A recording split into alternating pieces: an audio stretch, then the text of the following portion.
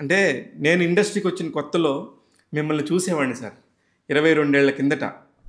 'వెంకీ', 'శైలజ కృష్ణమూర్తి', 'అవునన్నా కాదన్నా' ఈ 3 సినిమాల టైంను నేను మీ దగ్గరికి వచ్చేవాడిని సార్ రెగ్యులర్‌గా. మీరు చూసిన 3 సినిమాలు, మీరు మెన్షన్ చేసిన 3 సినిమాల్లో ఒక్క 'వెంకీ' ఒక్కటే సక్సెస్. 'అవునన్నా కాదన్నా' Shailaja Krishnamurthy very badly disappointed financially. Of course 'Venky' కూడా సక్సెస్సే కానండి, నాకు ప్రాఫిట్‌గా నాకేం మిగలలేదు. That also I'm losing.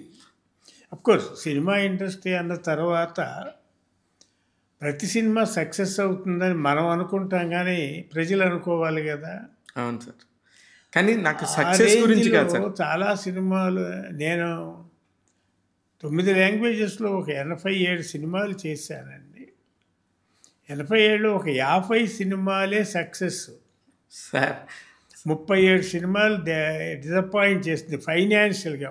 కొన్ని కొన్ని పేరు రావచ్చు,